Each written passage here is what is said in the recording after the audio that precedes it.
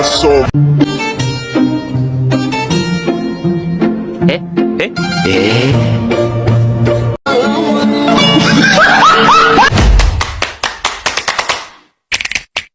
Motherfucking design all right now.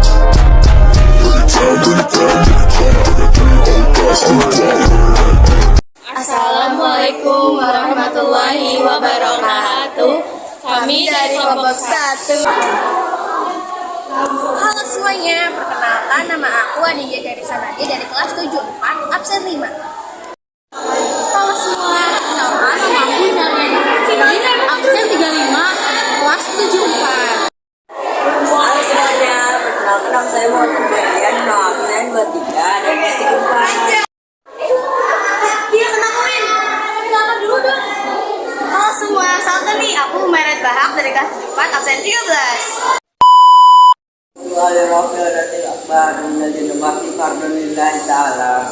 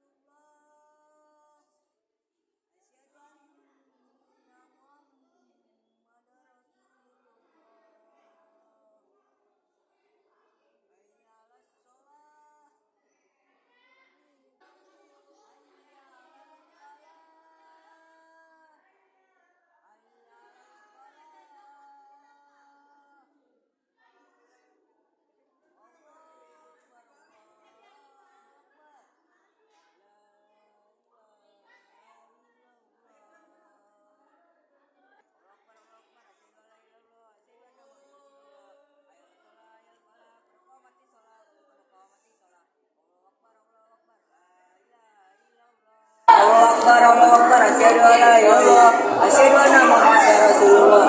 Hayya 'alas shalah, hayya 'alal falah, qad qamatis shalah, qad qamatis shalah. Allahu Akbar, la ilaha illallah.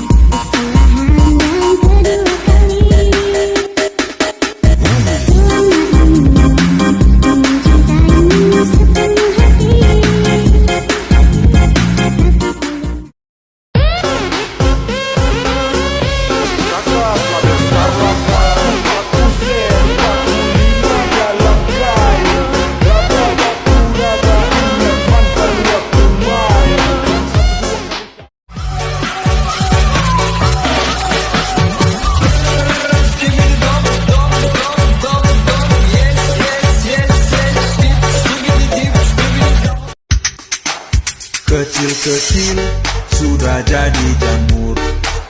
Janda-janda di bawah umur, tiap malam Everyone, ikutin aku yuk untuk menjelaskan tentang surat dalam Al-Quran yang menjelaskan sholat, yaitu surat Al-Maidah ayat 6 yang berbunyi, Ya ayyuhalladzina amanu idza qumtum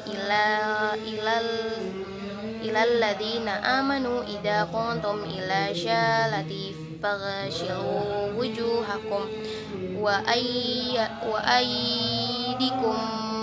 ila imafiqi wamsahu birusikum wa ajru lakum la ilaika baini wa in kuntum junuban fatadhaharu wa in kuntum marada aw ala safari aw jaa ahadu minkum mina ikhaitihi aw lamastuhu nisa afalam ajidu ma'an atayummamu syaida tayyiba famsahu bi wujubikum wa aidikum minhuma yuridu lahu li yajal alaikum min harajin alaikin yuridu ilaitatirokum lai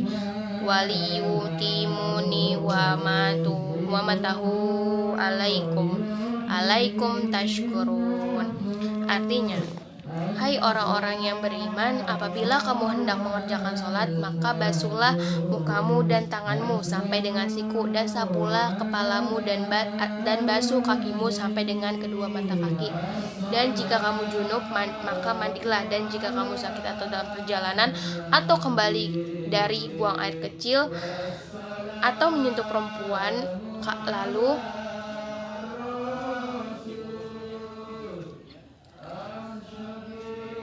lalu kamu tidak memperoleh air, maka bertayamumlah dengan tanah yang bersih, yang baik atau bersih.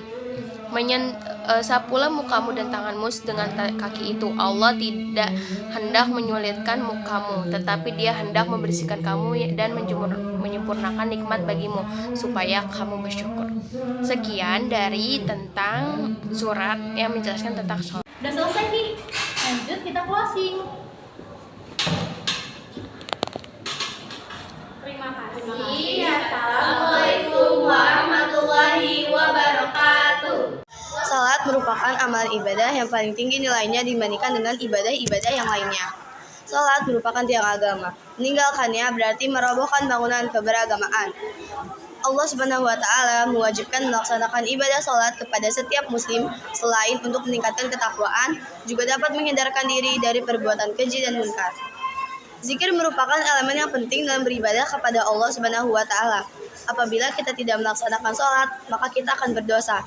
Jika kita tidak menjalankan sholat, pasti kita tidak melaksanakan zikir, karena keduanya sangat erat hubungannya. Sholat dan zikir memiliki hikmah sebagai berikut. A. Menguatkan akidah.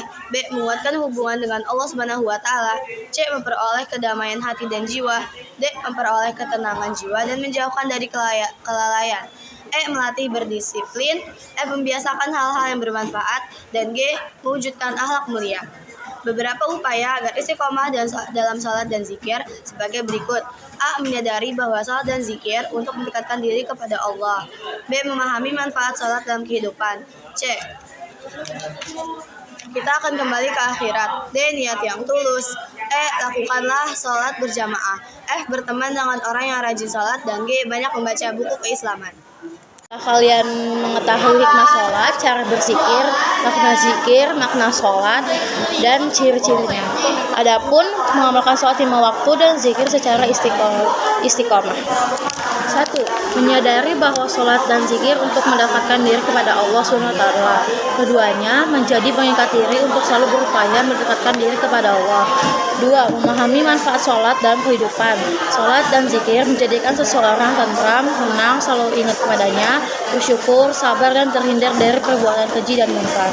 Sholat mempunyai dampak pada kesehatan jasmani dan mendorong semangat hidup. Kita akan kembali ke akhirat. Kesibukan mengejar dunia jangan menyebabkan kita malas sholat dan zikir. Kita akan mati dan ingat bahwa dunia kita ini sementara. Kita hanya akan membawa amal, bukan kekayaan dunia. Oleh karena itu, kita harus mempersiapkan diri untuk kehidupan yang abadi. 4. Jangan menunda sholat dan malas berzikir. Kuatkan tekad kalian untuk segera sholat ketika mendengar azan. Tunda pekerjaan, langsung mempersiapkan diri untuk sholat.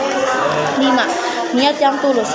Sholat dan zikir hendaknya dilandasi dengan niat tulus hanya karena Allah SWT, bukan berniat untuk mendapatkan perhatian dari orang lain atau bahkan ingin terlihat sebagai orang yang bertakwa. 6. Lakukan sholat berjamaah. Upayakan untuk selalu sholat berjamaah. Sholat berjamaah lebih baik daripada sholat sendirian. Apabila tidak memungkinkan pergi ke masjid, ajak orang yang serumah untuk sholat berjamaah. Berteman dengan orang yang rajin sholat. Teman yang rajin sholat akan mendorong kalian untuk rajin sholat. Oleh karena itu, pilihlah teman yang bisa mengajak kalian pada kebaikan. Banyak membaca buku keislaman, rajin membaca buku keislaman akan memperkuat ilmu agama.